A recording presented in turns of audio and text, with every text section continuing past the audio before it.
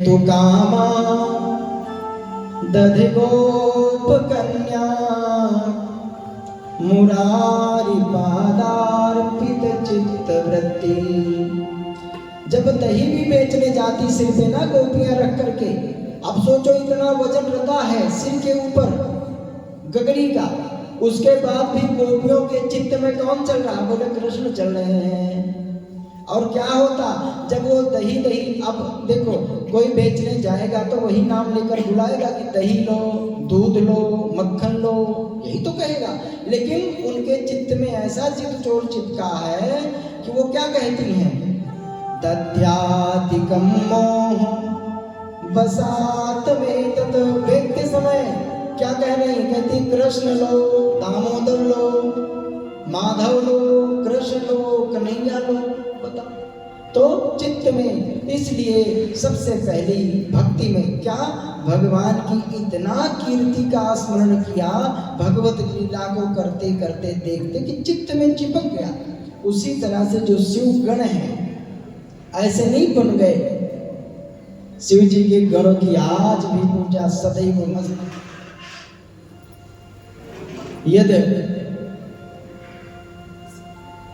भगवान शिव की चित्त में एक बार वृत्ति में शिव जी की कथा, भगवान शिव का प्रेम चिपक गया तो फिर उसका न तो उसके यहाँ पाप टिकेगा, संसार में तो रहेगा, संसार के कर्म भी करता रहेगा, परंतु वही तरह कर्म करता रहेगा कि सदैव शिव जी का स्मरण होता रहेगा और संसार के काम करते रहेंगे। श्रवण, कीर्तन और मनन तीनों की बहुत अच्छी व्याख्या की ऋषियों ने समझाया कि श्रवण क्या है, सुन करके भगवान के प्रति प्रेम हो जाना, श्रवण मजबूत हो जाएगा।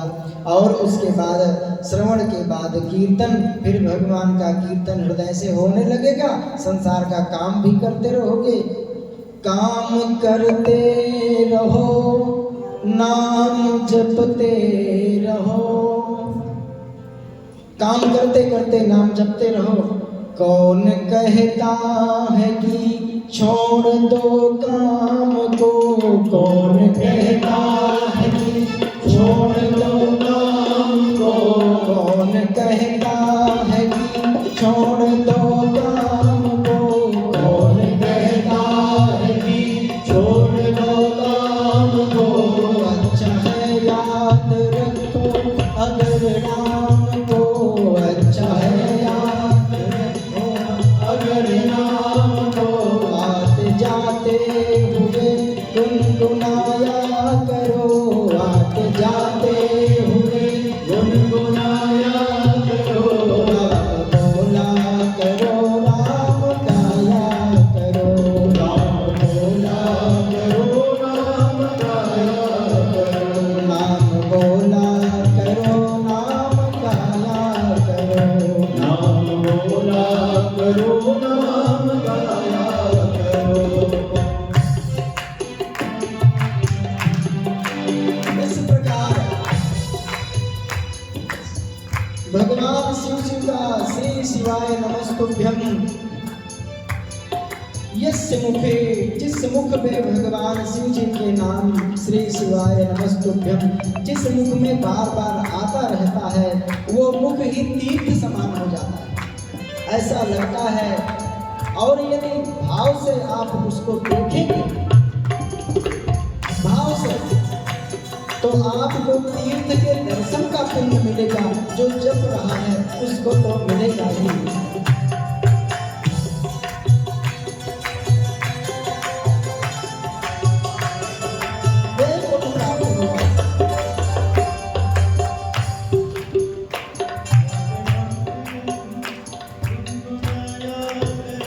राम बोला करो, श्याम गाया करो, आते जाना करो, श्याम गाया करो।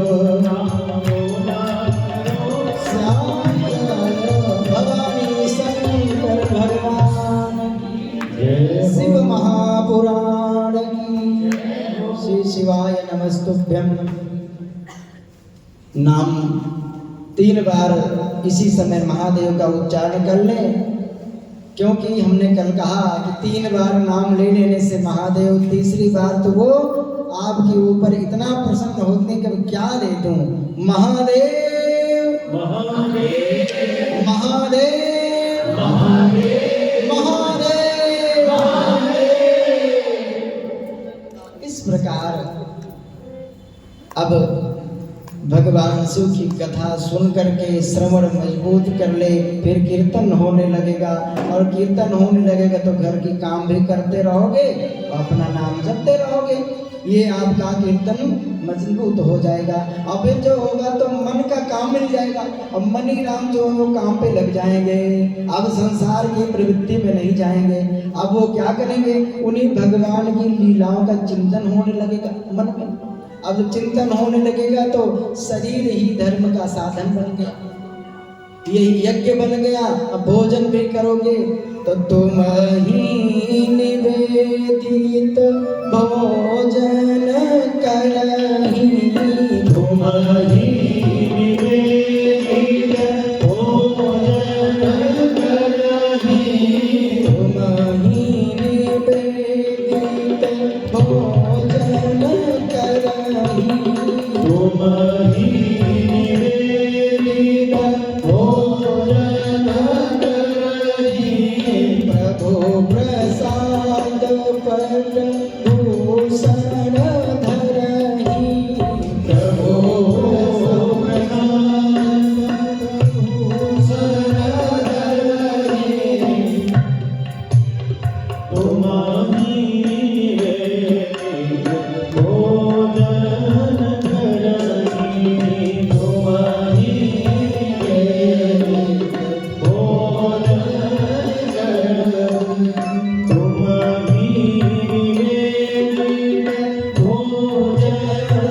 करही, तुम ही निवेदित भोजन करही, प्रभु प्रसाद पट भूषण धरही, प्रभु प्रसाद पट भूषण धरही, तुम ही निवेदित भोजन करही।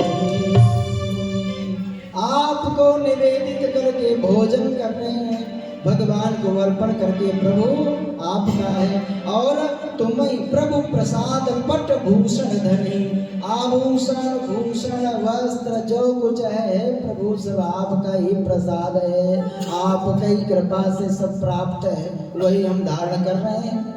तुम ही निवेदित भोजन करही और प्रभु प्रसाद पट भूषण धरही, जो कुछ पहन रहे हैं प्रभु सब आपका प्रसाद है, बड़ी कृपा है, खूब मस्त है, चकाचक भोजन दे रहे हो। क्यों? क्योंकि सब कुछ निरंतर ही चल रहा है। इस प्रकार मननम च महत्तरम, ऐसे भगवान की कृपा प्रत्येक क्षण में अनुभूत करते हुए, खूब ऐसा नहीं है कि आप अच्छा भोजन करो, अच्छा भोजन करो, अच्छा वस्त्र पहनो, खूब मस्त रहो, लेकिन चित्त में भगवान का, संसार का नहीं, प्रभु का स्मरण होता रहे। तो इस प्रकार श्रवणादि शक्तियां ये 3 हैं, श्रवणादि यानी श्रवण, कीर्तन और मनन, ये तो पूजन की विधि। अच्छा बोले कि आपने एक तो बता दी, दूसरी विधि बोले ये तो बता दिया, साध्य बता दिया, और साधन यानी कि कैसे करना है। साध्य भगवान शिव है, और श्रवण कीर्तन और मनन 3 प्रकार से। बोले साधक कैसा, किस प्रकार से पूजन कैसा होना चाहिए, तो साधक का स्वरूप तो ऐसे स्मरण कर दिया। अब बोले साध्य यानी कि जिसकी पूजा करनी है उसका किस रूप में करें, श्रवण मनन तो सब बता दिया। अब वो तो भाई आप तो चलो कथा सुन रहे हो, समझ रहे हो, एकदम 0-1 से प्रश्न हो रहा है कि भाई जिसका भजन कीर्तन कह रहे हो उसका स्वरूप क्या है, कौन से स्वरूप का भजन करें। तो बोले कि भगवान शिव का 2 रूप है, एक निष्कल है, एक सकल है। निष्कल क्या है, तो बोले निष्कल रूप में, वो लिंग के रूप में, जो शिवलिंग जो पूजन करते हैं भगवान शिव का साक्षात प्रतीक है। तो जैसे कहा तो उन्होंने कहा कि सबसे पहली बार कैसे ये इस आकार में हो गए। निष्कल रूप का ही पहले वर्णन बता दो, सकल का तो आप बता ही दोगे। बोले पुरा कल्पे महाकाले प्रपन्ने लोक आयुधे। पुरा कल्प की बात है, सृष्टि के पहले कल्प की चर्चा हो रही है, हम लोग कर रहे हैं। बोले एक बार सृष्टि के पहले कल्प की बात है। बोले ब्रह्मा विष्णु आपस में परस्पर लड़ने लग गए। कब कैसे लड़ने लगे, अभी कौतूहल हो गया प्रश्न का। बोले ये तो आप कह रहे हो कि भगवान विष्णु, तो एक चीज जान लो, देखो थोड़ी और एक और चूड़ी टाइट कर देते हैं कथा के टाइट करने का। भगवान विष्णु, शिव और ब्रह्मा अलग अलग, जो हमने बताया ना 14 भुवन है, अभी कहीं के बाद छोड़ दी थी, तो 14 भुवनों में अलग अलग ब्रह्मा विष्णु महेश होते हैं।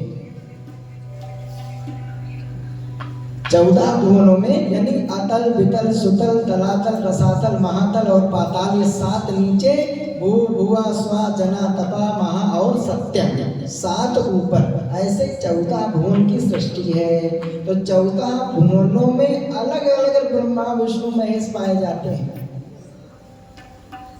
अब थोड़ा सा और मामला फंस गया।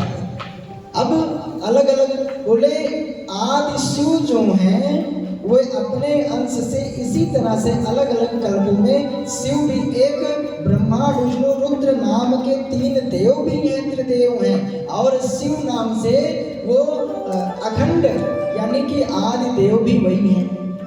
वही बाद में उन्हीं का नाम नारायण है। उस एक से, उस निर्गुण ब्रह्म से सगुण में ये ऐसे बनते रहते हैं। थोड़ा सा कठिन है, समझाते समय थोड़ा थोड़ा समझाऊंगा तो चल जाएगा। अब बोले कि जो शिवलिंग में सबसे पहले कैसे लिंगावतार में हो गए, तो बोले ब्रह्मा विष्णु आपस में लड़ने लग गए। बोले कैसे, अब ये कैसे बात हो गई। बोले एक बार की बात है, शेष शैया पर भगवान विष्णु शयन कर रहे थे आराम से, लक्ष्मी जी बैठी थी। अचानक घूमते घूमते ब्रह्मा जी आ गए, और ब्रह्मा जी कहते हैं, सामने खड़ा हो करके देखा तो विष्णु भगवान लेटे हुए। बोले कि अरे वत्स उठो, उठकर मुझे प्रणाम करो, हम पितामह हैं, लोग हमें पितामह कहते हैं, और मेरे आने के बाद भी तुम ऐसे लेटे हो। तुम्हें नहीं पता है अपने से श्रेष्ठ या गुरु के आ जाने पर जो आसन छोड़कर उठ नहीं जाता उसका पुण्य तत्क्षण नष्ट हो जाता है। आसन की भी महिमा आगे आएगी कथाओं में। तो अपने से श्रेष्ठ व्यक्ति के सामने ऊंचे आसन पर कभी नहीं बैठना चाहिए, और उसके पहुंचने के बाद आपको तुरंत उठ जाना चाहिए। गुरु श्रेष्ठ व्यक्ति के आने पर अपना आसन जो नहीं छोड़ता उसके पुण्य नष्ट हो जाते हैं।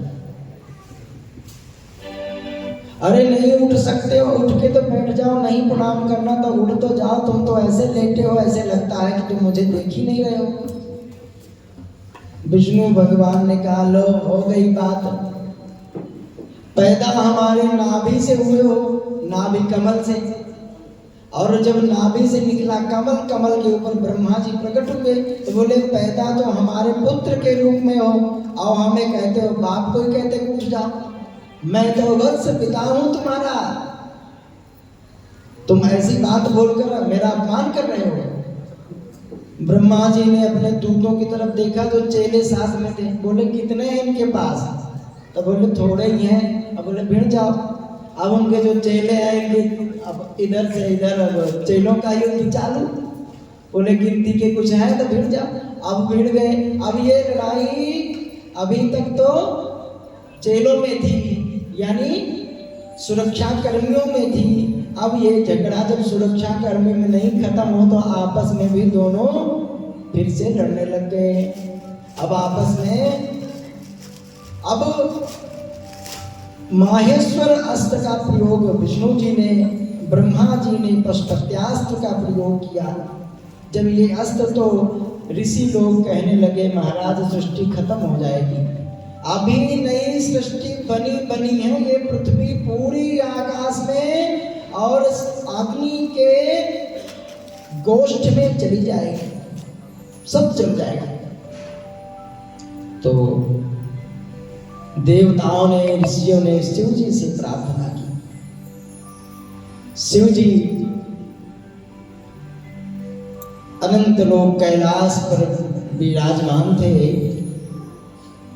शिव जी से प्रार्थना की, कहा प्रभु ये क्या कर दिया, आपकी माया में मोहित होकर ये दोनों लोग अपने अपने को प्रतिष्ठित बनाने के चक्कर में सब गड़बड़ कर दिए। शिव जी उठे, अच्छा दो लोग लड़ते हो तो क्या विकल्प है, आप अपने बुद्धि से सोचो, दो ही रास्ता है ना उनको, या तो कोई बलवान व्यक्ति बीच में आ जाए तगड़ा कि दोनों से ज्यादा ताकतवर हो तो दोनों को ऐसे छुड़ा के अलग कर दे। देखा, और लड़ाई में कमजोर व्यक्ति अगर चला घुस गया तो क्या होगा, कई बार तो फ्रैक्चर हो जाती है हड्डी उड्डी, और कभी कभी तो प्राण से भी हाथ धोना पड़ जाता है। भाई कमजोर दो लोग मजबूत लड़ते हो तो कमजोर हो तो भैया बीच में कभी ना जाना, छुड़ाने ना जाना, दूर से देखना, नजदीक देखने भी ना जाना, नहीं कब मोड़ घूम जा पकड़ के अंदर खींच ले तुम्हें। तो इसलिए कमजोर व्यक्ति को तो बीच में नहीं जाना है। अब जो कोई बलवान हो तो वही वहां छुड़ाए। भगवान शिव ऊपर अनंत आकाश से देख रहे थे।